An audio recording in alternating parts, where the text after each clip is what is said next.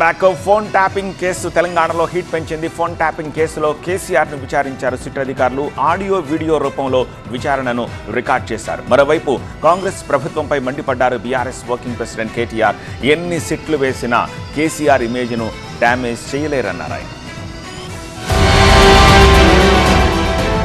Phone tapping case విచారణ ముగింపు దశకు చేరుకుంది. గులాబీ బాస్ కేసీఆర్ ను విచారించారు 6 సిట్ అధికారులు. నందినగర్లోని నివాసంలో కేసీఆర్ ను 4 గంటల 50 నిమిషాల పాటు ప్రశ్నించారు. విచారణ మొత్తాన్ని ఆడియో వీడియో రూపంలో రికార్డ్ చేశారు అధికారులు. గతంలో విచారించిన వారి స్టేట్మెంట్ల ఆధారంగా కేసీఆర్ ను పలు ప్రశ్నలు అడిగినట్టుగా సమాచారం. సిట్ విచారణ అనంతరం బీఆర్ఎస్ నేతలతో సమావేశమైన కేసీఆర్ మున్సిపల్ ఎన్నికలపై దిశానిర్దేశం చేశారు. గ్రౌండ్ లెవెల్లో పార్టీ బలంగా ఉందన్నారు. ఉమ్మడి రంగారెడ్డి జిల్లాలో పార్టీ బలోపేతం అవుతుందన్నారు. త్వరలో చాలా మంది బీఆర్ఎస్ లో చేరుతారన్నారు కేసీఆర్. అనంతరం కార్యకర్తలకు అభివాదం చేసి ఎర్రవల్లి వ్యవసాయ క్షేత్రానికి వెళ్లిపోయారు బీఆర్ఎస్ చీఫ్. సిట్ 1, సిట్ 2 పేరుతో ఇంకెన్ని సిట్లు వేస్తారని ప్రశ్నించారు కేటీఆర్. ఉద్యమ నేత కేసీఆర్ ను బద్నాం చేయాలనుకున్న ప్రభుత్వ కుట్రలు ఫలించవన్నారు. సిట్ 1, సిట్ 2 అని చెప్పి టైంపాస్ కార్యక్రమం చేస్తూ ఉన్నారు.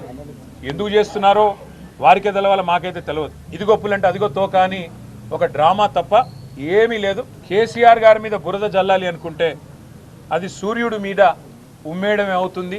అది తిరిగి వచ్చి తమరి ముఖం మీదే పడుతుంది రేవంత్ రెడ్డి గారు. ఇది గుర్తుపెట్టుకోండి. కొంతమంది యాక్టర్ల ఫోన్లు ట్యాప్ చేశారని చిల్లర ప్రచారం చేశారు. మళ్ళీ తర్వాత అధికారులే అట్లాంటిది ఏమీ లేదు, అంతా బోగస్ అని కొట్టేసే పరిస్థితి. ఇది కూడా అదే పద్ధతుల్లో మరి ఫైనల్ స్టేజ్కి వచ్చింది. కాంగ్రెస్ వి డైవర్షన్ రాజకీయాలన్నారు కేటీఆర్. కేంద్రంతో పోరాడి నిధులు తేకుండా వైఫల్యాన్ని కప్పిపుచ్చుకునేందుకు బడ్జెట్ రోజు కేసీఆర్ ను విచారించారని మండిపడ్డారు. సిట్ అడిగిన అన్ని ప్రశ్నలకు కేసీఆర్ సమాధానం చెప్పారన్నారు. ఎలాంటి తప్పు జరగలేదని సిట్ అధికారులకు అర్థమైందన్నారు. కాంగ్రెస్ నేతలు లీకులు ఇస్తూ పైశాచిక ఆనందం పొందారన్నారు కేటీఆర్. చెత్త రాజకీయం, ఈ లీకులు, పనికిమాలిన విచారణలు 2 ఏళ్లు కాలక్షేపం చేశారు. 50-60 ట్రిప్పులు కొట్టినట్టున్నారు ఢిల్లీకి. ప్రతి వారం ఢిల్లీకి పోవాలి, కాంగ్రెస్ కు మూటలు సమర్పించుకోవాలి. కాంగ్రెస్ కు మూటలు ఇవ్వకపోతే కాంగ్రెస్ పెద్దలకు మీ సీటు పోతుంది. అట్లాగే ఢిల్లీలో ఉండే బీజేపీ పెద్దలను అర్ధరాత్రి దొంగరాత్రి వెళ్ళి కాళ్ళు పట్టుకోవాలి. నా కేసులు దయచేసి పెట్టకండి, దయచేసి నేను అవసరమైతే భవిష్యత్తులో మీతో కలిసి నడుస్తా అని కాళ్ళు పట్టుకోవాలి. ఇది ఒకటే మీకు తెలిసింది. కేసీఆర్ ను సిట్ విచారించడాన్ని నిరసిస్తూ రాష్ట్ర వ్యాప్తంగా ఆందోళనలు మిన్నంటాయి. తెలంగాణ భవన్, నందినగర్ దగ్గర పలుమార్లు ఉద్రిక్త పరిస్థితులు తలెత్తాయి.